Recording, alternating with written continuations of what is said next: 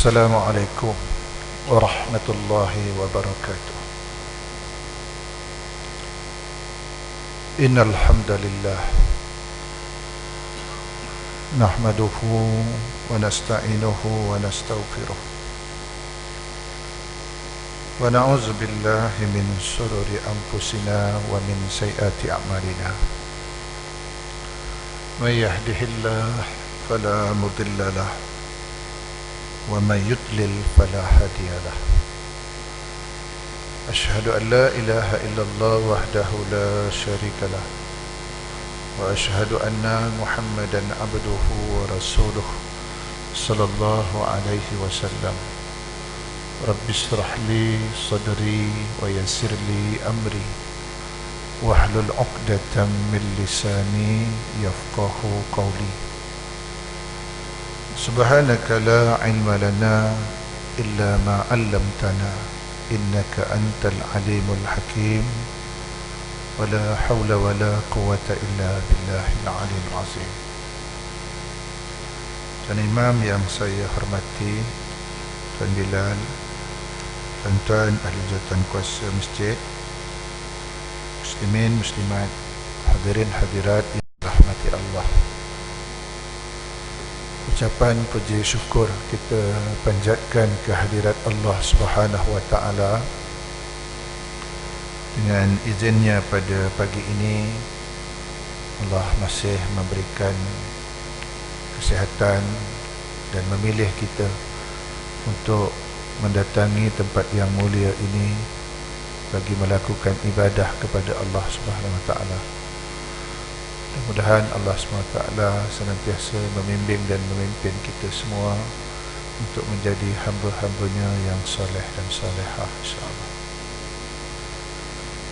Kemudian kita juga mengucapkan salawat dan salam kepada junjungan Nabi Muhammad sallallahu alaihi wasallam. Allahumma salli ala Muhammad wa ala ali Muhammad. Hadirin hadirat yang saya kasihi, untuk kuliah pada pagi ini saya kongsikan kepada kita semua berkaitan tentang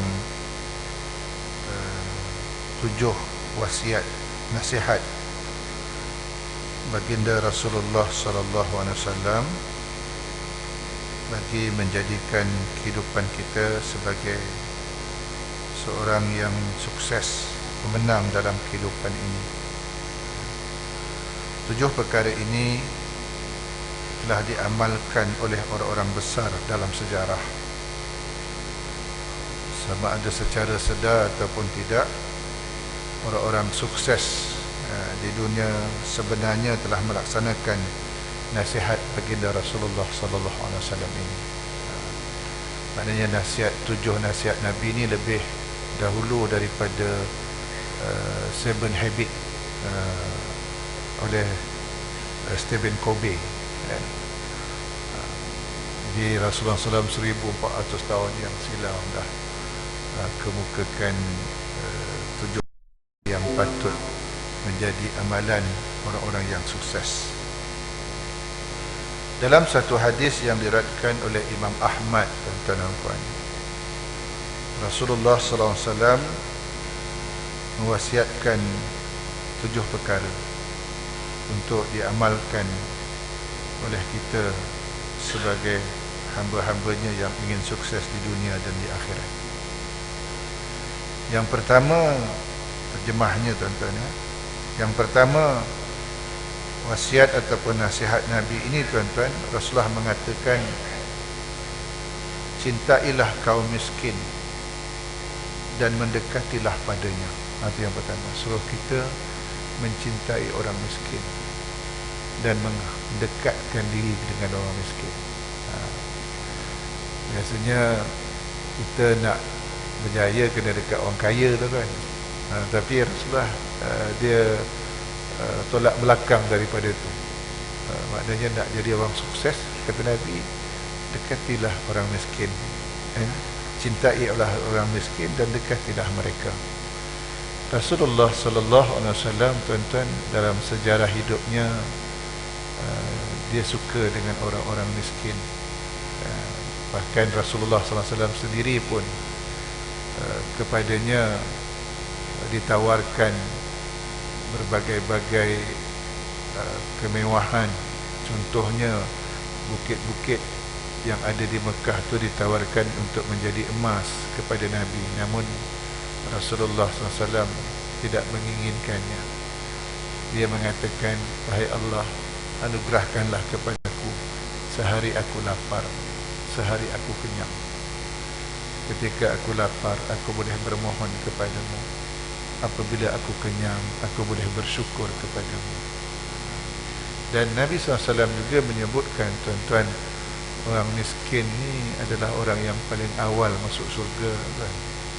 Orang yang awal masuk surga. Sebab beban tak berat. Sebab berkaitan dengan harta ni kan, tuan-tuan, Allah akan tanya dua perkara. Daripada mana kamu dapat, untuk apa kamu belanjakan. Jadi lagi banyak harta, tuan-tuan, lagi banyak persoalannya nanti di akhirat. Tapi kalau Rasulullah SAW, maknanya Islam tidak melarang untuk kita jadi kaya, untuk jadi konglomerat, untuk jadi korporat, untuk jadi macam-macam orang kaya. Kalau kita lihat, Uthman bin Affan pun kaya, Abdul Rahman bin Auf pun kaya, tuan-tuan. Tapi sebahagian besar harta kekayaan yang ada pada sahabat-sahabat ini digunakan untuk fisabilillah, untuk memperjuangkan agama Allah Subhanahu wa taala. Tuan-tuan yang dirahmati Allah, berkaitan tentang mendekati dan membela orang miskin ni, tuan-tuan, ada satu kisah menarik, tuan-tuan. Peristiwa ini belum lama berlaku, sama ada tahun ini ataupun tahun lepas. Ia berlaku di Sumatera Selatan, tuan-tuan, peristiwa ini. Di Sumatera, di Indonesia. Apa dia? Peristiwa ini di mana seorang pendakwa raya, seorang jaksa kalau di sana, seorang jaksa penuntut umum, dia menyampaikan tuntutan terhadap seorang nenek yang terpaksa menjalani persidangan di mahkamah kerana dia dituduh mencuri ubi kayu. Ini berlaku di Indonesia. Dia dituduh mencuri ubi kayu. Kes ni dibawa ke mahkamah. Dia berlaku di Sumatera Selatan baru-baru ini, tuan-tuan. Kemudian, tuan-tuan, apabila diserahkan kepada hakim surat-suratnya itu, tuan-tuan, hakim pun semak tuntutan. Dia semak dengan perasaan sedih lah hakim dia tengok semak tuntutan oleh pendakwa raya, tuan-tuan, kepada nenek tersebut. Dan nenek ini, alasan dia kenapa dia mencuri ubi kayu, kerana hidupnya tersangat miskin. Hidupnya tersangat miskin, cucunya sedang kelaparan, sementara anak lelakinya sedang sakit. Jadi itu alasan dia kenapa dia terpaksa mencuri ubi kayu. Dan ubi kayu ni dipunyai oleh satu perusahaan besar lah, tuan-tuan. Maknanya dia tanam ubi kayu banyak untuk kilang lah, untuk pengeluaran tepung ubi ke apa semua kan, tuan-tuan, untuk jadi bahan asas kepada kerupuk dan sebagainya. Lalu manager daripada perusahaan itu, tuan-tuan, apabila ubi kayunya dicuri, dia rasa dirugikan oleh tindakan nenek. Kemudian, tuan-tuan yang dirahmati Allah, maka dia apa pun dia kata dia akan tuntut di mahkamah, kata manager, dengan alasan agar perkara ini tidak akan menjadi peringatan kepada orang-orang lain. Maknanya mesti bawa mahkamah juga. Nenek ni mesti dituntut juga di mahkamah, mesti dihukum kerana dia menceroboh ladang ubi dan mencuri ubi kayu. Kemudian ketika itu hakim tu, tuan, termenung. Ini hakim ni termasuk hakim yang baik dah, tuan-tuan. Dia kata hakim ni dia tak boleh berbuat apa-apa lah, tuan-tuan. Sebab memang dah ada peruntukan undang-undangnya. Maknanya hukum mesti ditegakkan, walaupun yang dicuri itu hanya sekedar ubi kayu. Jadi tuan-tuan ya, hakim ni maknanya orang atas mencuri pun kena juga, orang bawah pun kena juga.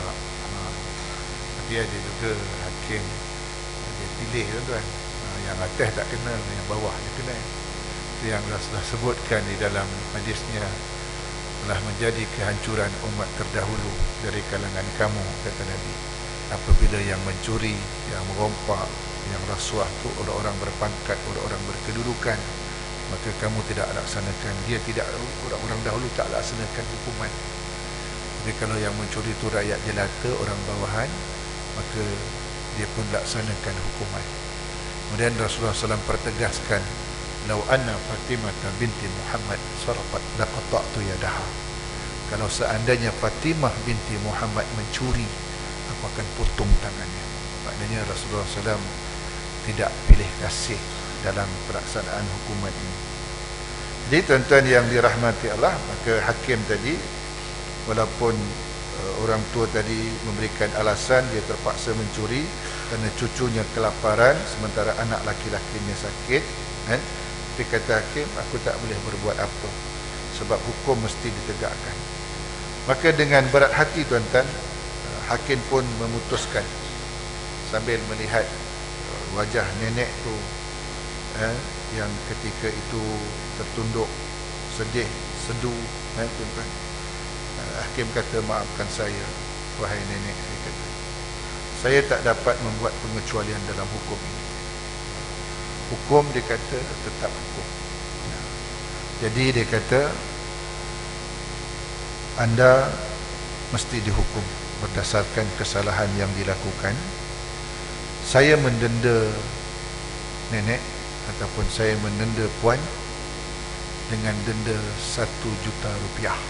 Hakim denda dia kerana mencuri ubi kayu tadi, dendanya 1 juta rupiah. 1 juta rupiah ni lebih kurang 300 lebih ringgit lah, 300 ringgit lah, kan? Maka jika tidak mampu membayar, dia kata, anda mesti masuk penjara 2,5 tahun. Curi ubi kayu, penjara 2,5 tahun. Kalau tak mampu membayar wang 1 juta rupiah sebagai denda, dia kata, maka makcik masuk penjara 2,5 tahun. Jadi tuan-tuan yang dirahmati Allah, itu berdasarkan peguam pendakwa, kan, penuntut pendakwa tu. Jadi tuan-tuan yang dirahmati Allah, apabila dijatuhi hukuman begitu, nenek tadi dia tertunduk lemah, tapi dia hanya boleh pasrah. Jangankan nak dapatkan duit 1 juta, nak makan untuk hari ini pun tak ada, tuan-tuan. Jangankan nak dapat duit 1 juta, lebih kurang 300 ringgit, tuan-tuan. Nak makan untuk hari ini pun tak ada, apatah lagi besok.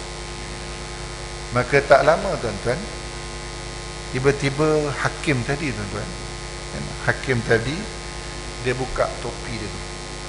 Dia ada special topi hakim, kan? Dia buka topi dia, kemudian dia mengambil dompetnya dalam poket.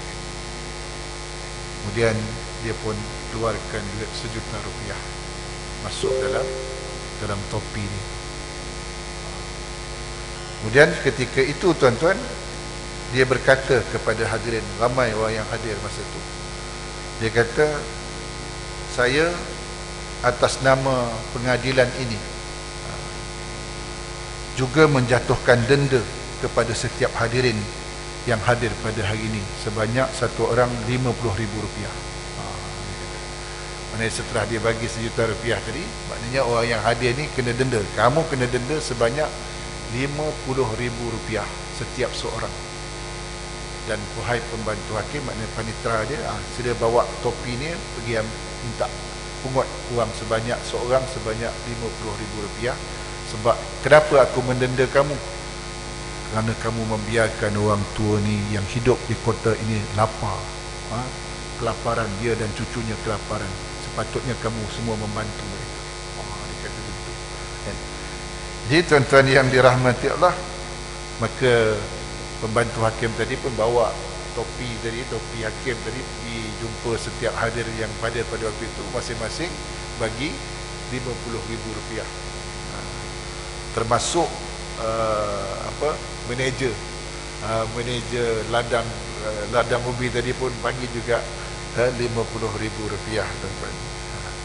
Jadi tuan-tuan yang dirahmati Allah, maka saat balik daripada sidang tadi, nenek tadi tuan-tuan dengan terharu dia bawa duit sebanyak RM3,500,000.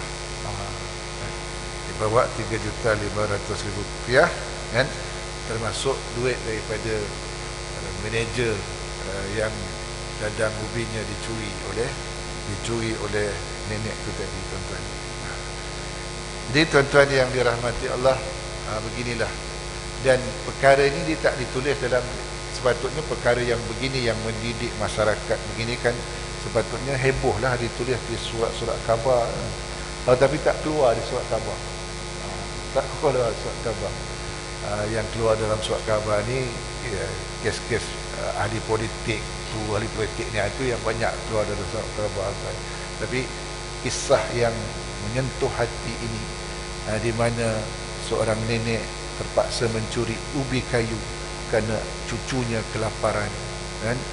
Dan kehebatan hakim ni, tuan-tuan, seorang hakim yang mempunyai hati nurani, bukan saja dia mengeluarkan uang sebanyak RM1,000,000 bagi membayar denda nenek tu, tapi hadirin yang hadir ketika itu pun dia kata, aku denda kamu semua. Kenapa? Kerana kamu membiarkan nenek ini kelaparan yang hidup di kota kamu ini.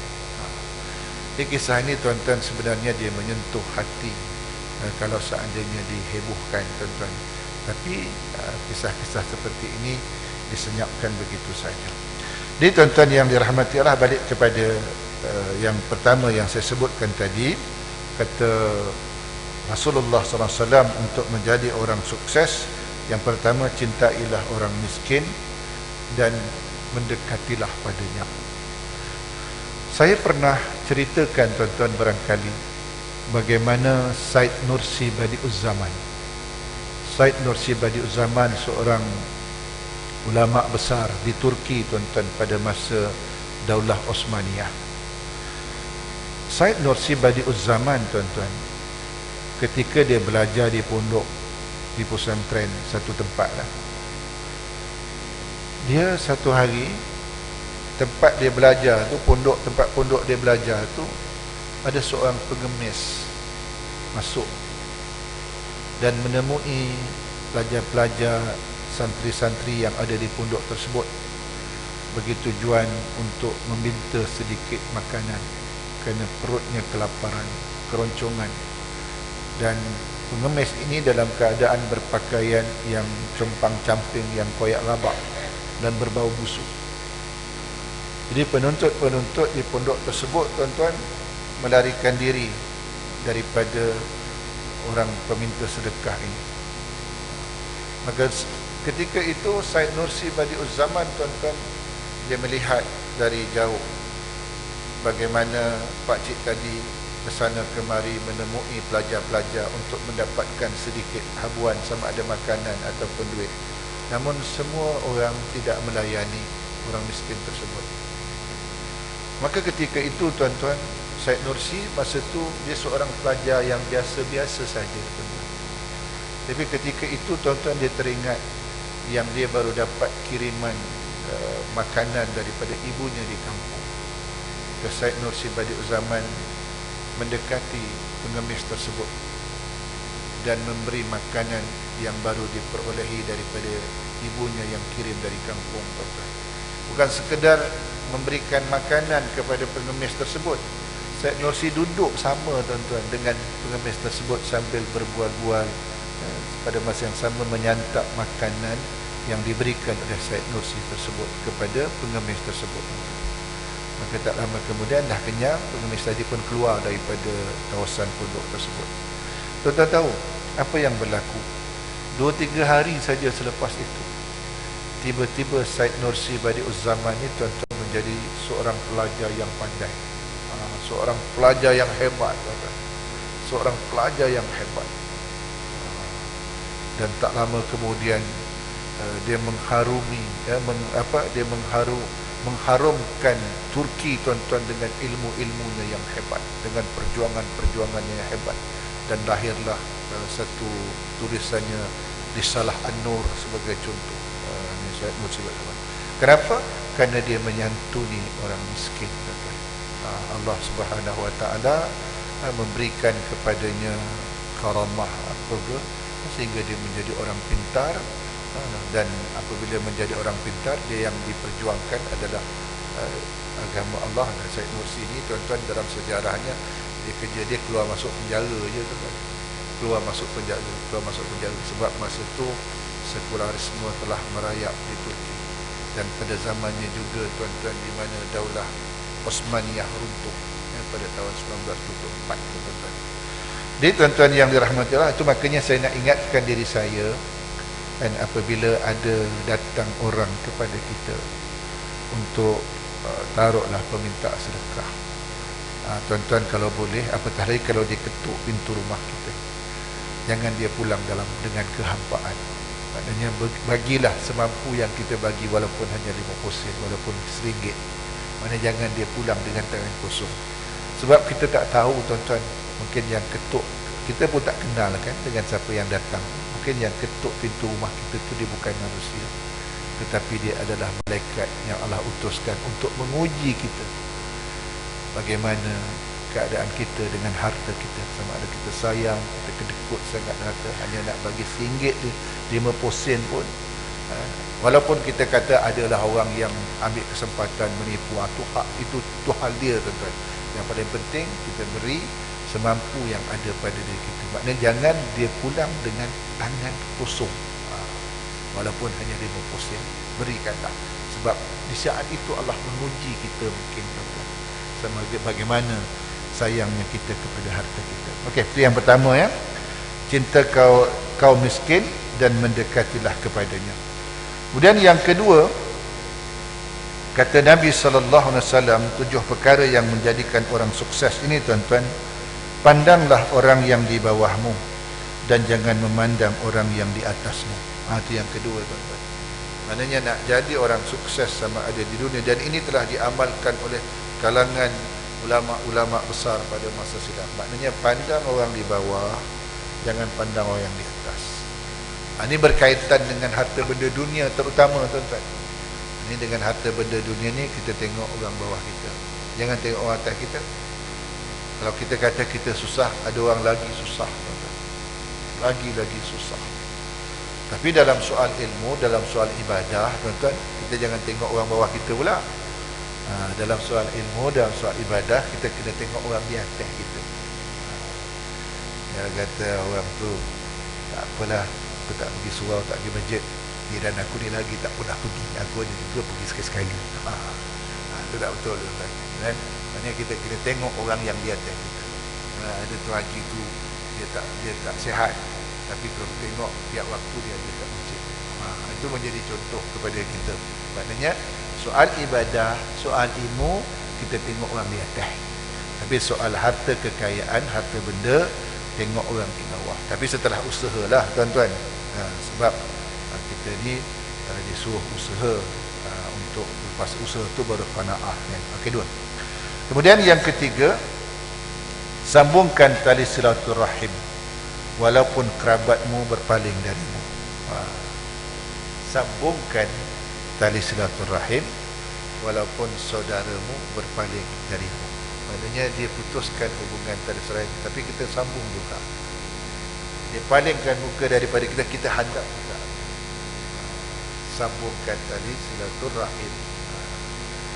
Maknanya banyak hadis, tuan-tuan, di mana Nabi SAW menganjurkan kita untuk menghubungkan tali silaturahim ini. Di antaranya dalam satu hadis di mana daripada Abu Ayyub Al-Ansari, Rasulullah SAW berkata bahawa seorang laki-laki telah berkata, "Wahai Rasulullah, beritahukanlah kepada saya tentang amalan yang akan memasukkan saya ke dalam surga." Lalu orang ramai pun berkata, "Apakah halnya? apakah halnya? Rasulullah SAW pun bersabda, dia ada satu hajat yang besar. Lalu Nabi SAW berkata lagi, kamu menyembah Allah. Maknanya yang boleh memasukkan kita dalam surga, tuan-tuan, kita menyembah Allah tanpa menyekutukannya dengan sesuatu apapun. Kemudian kamu mendirikan solat, menunaikan zakat, dan menghubungkan tali silaturahim. Itu apabila Rasulullah ditanya bagaimana caranya untuk masuk surga, tidak mempersekutukan Allah, dan kemudian disebutkan juga mendirikan solat pada waktunya, menunaikan zakat, menghubungkan tali silaturahim. Itu di antara perkara yang boleh memasukkan kita ke dalam surga, tuan-tuan.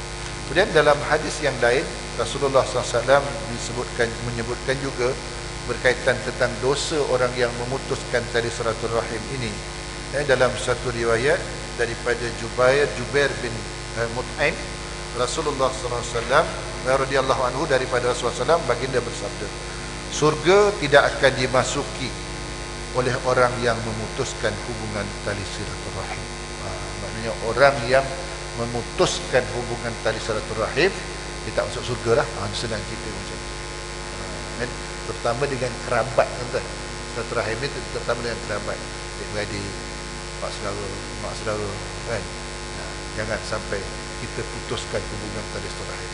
Jadi itu maknanya tadi disebutkan dalam hadis Nabi yang ketiga berkaitan orang sukses ini, kata Nabi SAW, sambungkan tali silaturahim walaupun kerabat kamu berpaling darimu. Ini kalau kita putuskan, dia putuskan hubungan, kita sambung. Dia putuskan, kita sambung. Maknanya tuan-tuan, di sini Islam mengajarkan kita untuk berhati lapang, berbesar hati untuk memiliki sifat pemaaf. Biarlah orang buat kita, jangan kita buat dia. Itu dia punya key-nya, kuncinya.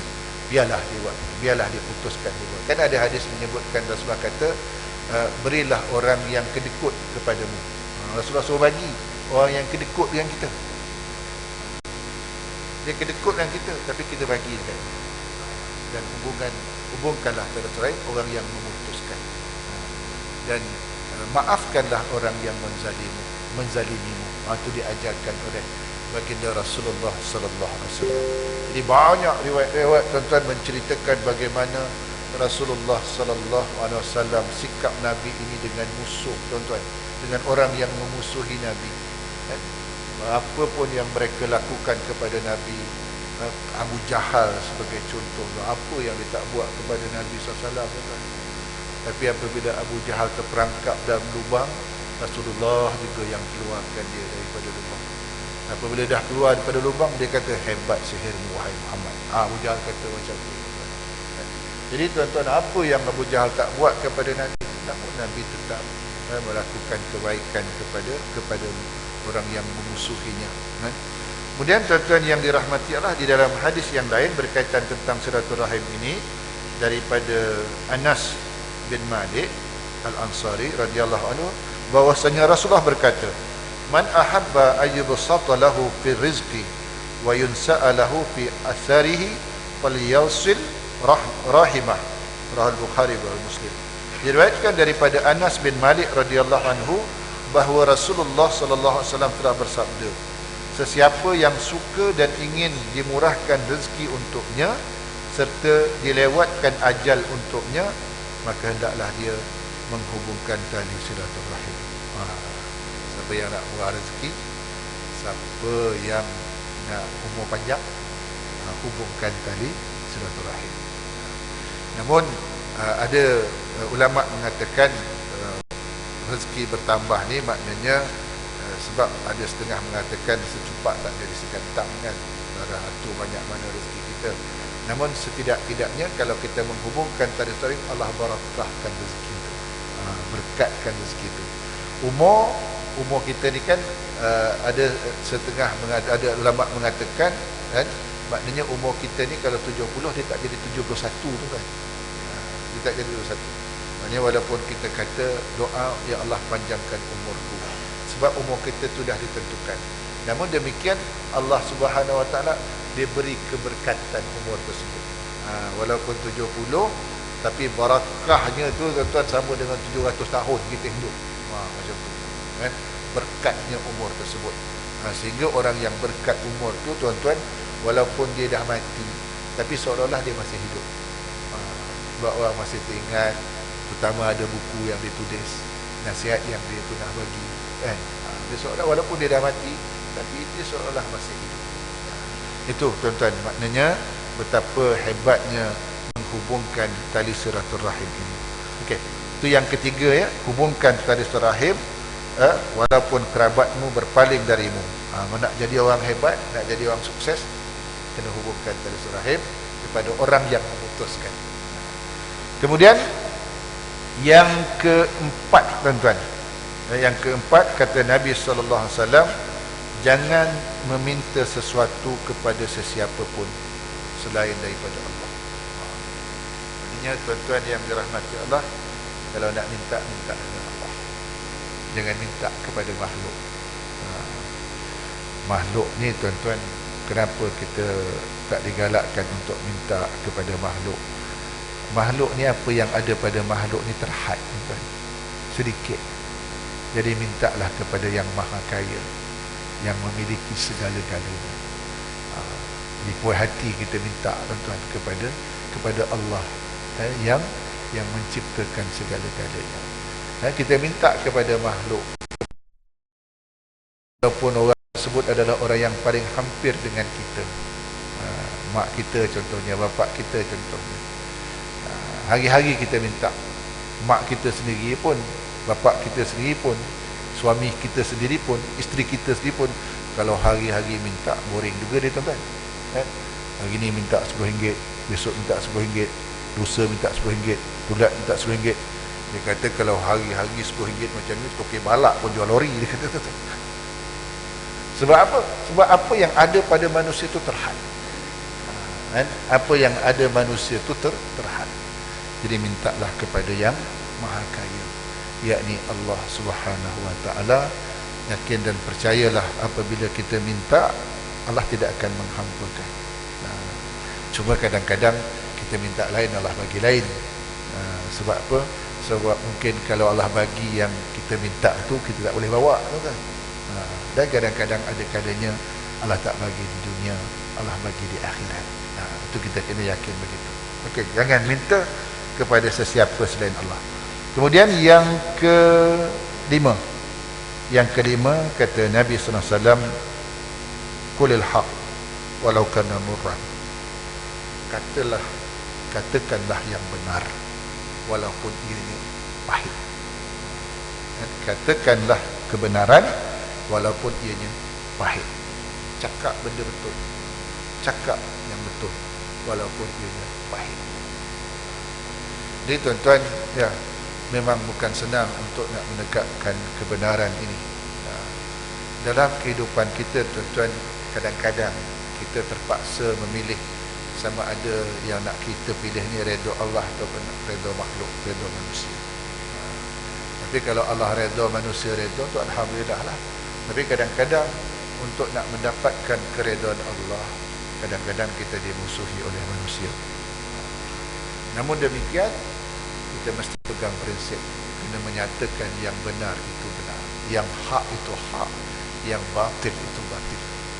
Qulil haq walau kana murran, kata Nabi SAW, katakanlah yang benar walaupun ianya pahit. Tuan-tuan yang dirahmati Allah, maknanya mengatakan yang benar ni tuan-tuan, tak peduli kepada siapalah. Dan jihad yang paling utama adalah berkata benar, terutama kepada mereka yang melakukan kezaliman. Cakap betul kepada pemimpin yang zalim. Saya teringat satu kisah tuan-tuan yang berlaku pada zaman pemerintahan Umar bin Khattab. Pada masa pemerintahan Umar bin Khattab ni tuan-tuan, berlaku satu peristiwa di mana Amr bin As bersama dengan tenteranya tuan-tuan menakluki Mesir. Dan Mesir ditakluki dengan tidak ada pertumpahan darah, tuan-tuan. Ini hebatnya diplomasi Amr bin As ni, tuan-tuan. Jadi apabila Amr bin As dapat menakluki Mesir, sekaligus Umar bin Khattab melantik dia menjadi governor di Mesir. Menjadi governor di Mesir. Kemudian tuan-tuan, satu hari Amr bin As ni tuan-tuan, setelah dia menjadi governor di Mesir, dia ingin mendirikan masjid. Governor ingin mendirikan masjid sebelah daripada istananya, tempat tinggalnya, tempat rumah dia. Dia nak bangun masjid sebelah tempat tinggal Amr bin As ni sebagai governor di Mesir ketika itu. Sementara tempat nak dibangunkan masjid itu tuan-tuan, ada satu rumah buruk kepunyaan Yahudi, kepunyaan lelaki Yahudi yang sudah tua. Kemudian ketika itu Amr bin As lalu memanggil Yahudi yang sudah tua ini tuan-tuan, meminta agar Yahudi ini menjual rumah buruknya itu, sebab tapak tanahnya itu, tapak rumahnya itu akan dibangun masjid. Akan tetapi tuan-tuan, Yahudi itu tidak berniat untuk menjual rumah dia. Aku tak jual, dia kata. Dan kemudian Governor Amr bin As tuan-tuan memberi penawaran dengan harga yang lebih tinggi. Tak apalah, kata Amr bin As, aku beli rumah dan tanahmu itu 15 kali lipat daripada harga pasaran, kata Amr bin As, sebab nak bangun masjid dekat tapak tanah. Maka ketika itu tuan-tuan, Yahudi tadi ni pun kata, aku tak jual, dia kata. Kau nak lipat 100,000 kali lipat pun aku tak jual, dia kata. Jadi ketika itu tuan-tuan, Governor Amr bin As buntu. Ni nak bangun masjid ni, buntu dengan apa yang dilakukan oleh Yahudi, apa yang sikap Yahudi tersebut. Akhirnya tuan-tuan, Amr bin As pun menggunakan kekuasaannya.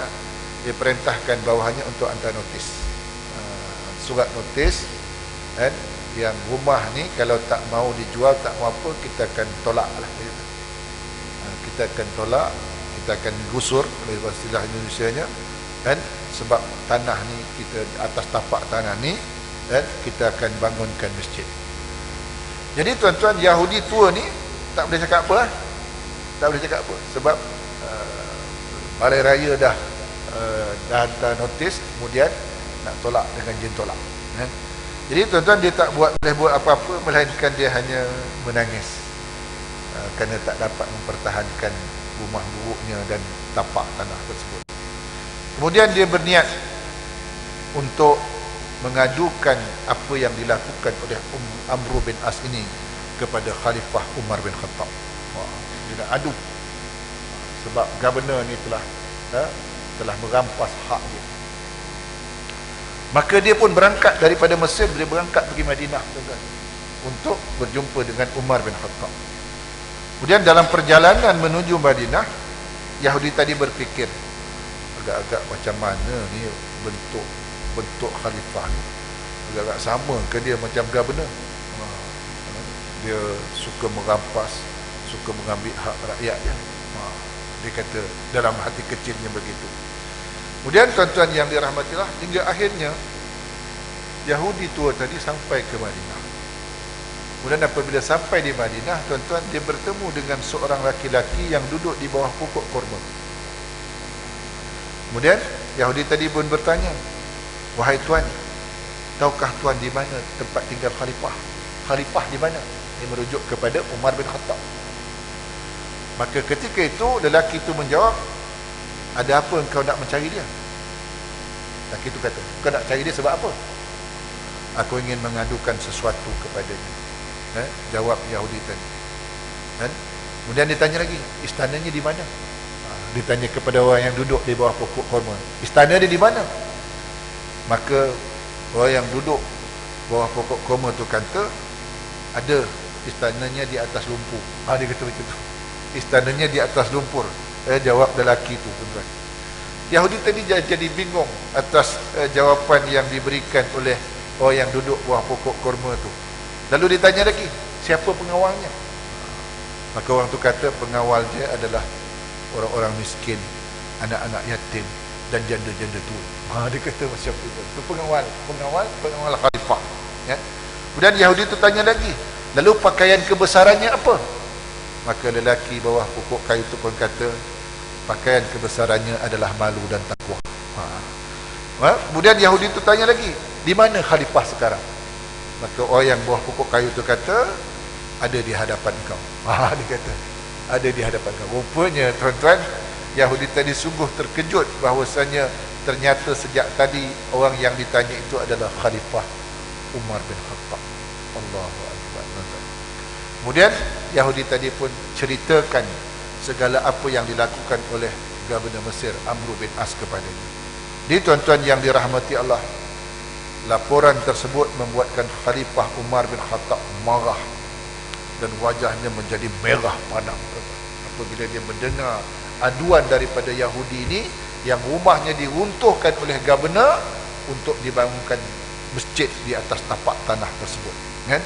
Kemudian setelah amarahnya reda, marah Umar bin Khattab reda, tuan-tuan, kemudian orang Yahudi itu diminta oleh Umar untuk mengambil tulang, sebatang tulang sulang unta yang terdapat di tempat sampah.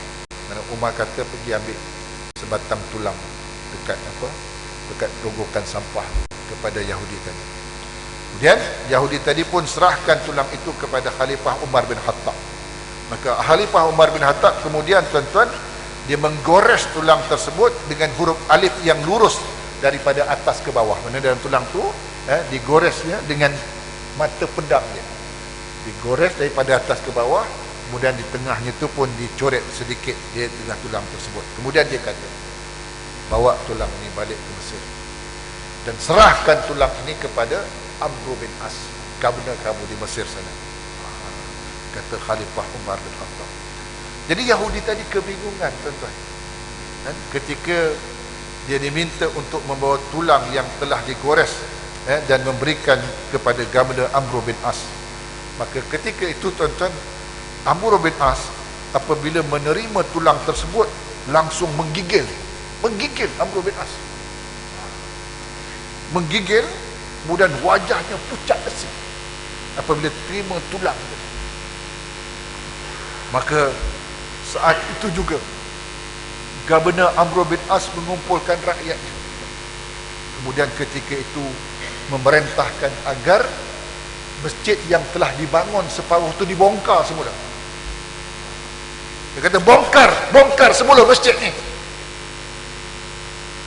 dan bangunkan semula, dia kata, rumah orang tua ni. Amr bin As perintahkan begitu kepada rakyat Mesir, minta dibongkar semula masjid yang dah dibangun tu, kemudian minta dibangunkan semula rumah orang Yahudi yang diruntuhkan. Jadi Yahudi tadi, tuan-tuan, dia merasa heran dan tak mengerti berkaitan tentang tingkah laku gubernur ni. Dia kata, tunggu, kata Yahudi tu kata kepada Amr bin As, maaf tuan, dia kata, tolong jelaskan kepada aku, kata, perkara ni pelik sungguh, dia kata, perkara ni apabila kau dapat tulang sebatang tu, tiba-tiba kau suruh runtuh masjid yang dah dibangun dengan duit yang banyak ni. Kemudian dia kata, apa sebenarnya falsafah daripada tulang yang dikirimkan oleh khalifah tersebut? Apa istimewanya tulang tu? Dia kata. Kemudian, tuan-tuan, ketika itu sambil memegang, Gubernur Amr bin As sambil memegang bahu Yahudi ni, tuan-tuan, dia pun berkata, wahai pak cik, dia kata, tulang ni dia memang tulang biasa, baunya pun busuk macam tulang biasa, tetapi dia kata, mengapa ini boleh terjadi? Kata Yahudi tu, sebab aku hanya nak cari keadilan di Madinah, dia kata. Kenapa dengan apabila kau dapat tulang ni, kenapa kau suruh bongkar masjid ni? Maka kata Amr bin As, tulang ini yang dikirimkan oleh khalifah ni, dia kata, merupakan peringatan keras terhadap diriku. Yang pertama, dia kata, tulang ini merupakan ancaman daripada Khalifah Umar. Artinya, apapun pangkat, apapun kedudukan, apapun kekuasaan, suatu saat kamu akan senasib sama macam tulang ni. Itu yang pertama falsafah dia. Apapun pangkat, apapun kedudukan, besar mana pun pangkat kau, akhirnya kau akan sama senasib macam tulang. Itu yang pertama. Kemudian, kerana itu pesan Nabi SAW, pesan Umar bin Khattab, bertindak adillah kamu kepada rakyatmu. tu yang digoreskan dengan ujung pedang dia huruf alif, tuan-tuan. Kamu mesti adil di atas dan adil di bawah, sama macam huruf alif ni. Itu yang kedua, adil di atas dan adil di bawah. Itu pesan Umar bin Khattab, falsafah daripada tulang yang digores tadi, tuan-tuan. Adil di atas dan adil di bawah. Maknanya jangan kepada orang atas saja kamu adil, kepada orang bawah kamu tak adil. Begitu pesan Umar bin Khattab. Jadi tuan-tuan, maka khalifah, kalau seandainya aku tidak berlaku adil berdasarkan falsafah yang ada dalam tulang ini, kata Amr bin As, khalifah tidak akan segan-segan untuk memenggal kepalaku kalau seandainya aku tidak berlaku adil kepada rakyatku. Itu isi pesan daripada tulang yang engkau bawa itu, kata Amr bin As kepada Yahudi tadi, tuan-tuan. Jadi akhirnya lelaki Yahudi tadi tunduk, terharu, tuan-tuan. Dia tunduk dan terkesan dengan keadilan di dalam Islam yang ditunjukkan oleh Umar bin Khattab, yang dipesannya kepada gabenarnya Amr bin As. Maka dia kata, sungguh agung ajaran agama. Yahudi tadi memuji, sungguh hebat, sungguh agung ajaran agama. Sungguh, dia kata, ketika ini aku rela menyerahkan tapak tanahku untuk dibangunkan masjid. Akhirnya dia rela. Dan ketika ini kau bimbinglah aku untuk melafazkan asyhadu an la ilaha illallah. Akhirnya Yahudi tadi pun, tuan-tuan, dengan keadilan yang ditunjukkan oleh Umar bin Khattab, Yahudi tadi dia serahkan tanah dia untuk buat masjid, dan dia sendiri pun akhirnya masuk Islam. Jadi tuan-tuan, saya nak jelaskan begini, sebab dalam tadi, tuan-tuan, disebutkan perintah Nabi, nasihat Nabi, maknanya katakanlah yang benar walaupun ianya pahit. Maknanya Umar bin Khattab dicakap benar kepada Amr bin As, yang benar dia. Artinya kamu mesti adil kepada siapa pun, sama ada orang atas ataupun ada orang bawah, orang pangkat ke orang tak berkedudukan, kamu mesti berlaku adil, mesti bertindak sama. Jangan pilih-pilih untuk menetapkan keadilan di tengah-tengah masyarakat. Okey. Kemudian tuan-tuan yang dirahmati Allah, yang keenam, jangan takut menghadapi celaan pencela dalam membela agama Allah. Yang keenam, wasiat Nabi yang menjadikan orang sukses dunia akhirat. Jangan takut menghadapi celaan pencela dalam membela agama Allah. Maknanya apabila agama Allah nak kita perjuangkan, tuan-tuan, biasanya tetap ada orang-orang yang tak suka, tak ada pencela. Jangan takut daripada celaan. Ada istilah biar anjing menggonggong namun kafilah tetap lalu. Biar anjing menggonggong namun kafilah tetap lalu. Maknanya dia ada pencela sana, orang cela sana, namun apa yang kita buat tu, kalau kita yakin bahawasanya Allah redha, jalan terus. Jalan terus. Jangan kita menjadikan itu sebagai halangan yang mematahkan semangat kita untuk memperjuangkan kebenaran dalam kehidupan. Last kali, nasihat wasiat Nabi SAW, dan perbanyakkanlah bacaan la haula wala quwata illa billahil aliyil azim. Ini 7 nasihat Nabi SAW untuk kita jadi cemerlang di dunia dan cemerlang di akhirat. Ini lebih kurang isi kandungannya. Ini 7 habit dari Stephen Covey, tuan-tuan. Itu menjadi menjadi perkara yang menjadi pakar motivasi pegang. Padahal Rasulullah dah cakap lama tentang perkara ini, tuan-tuan.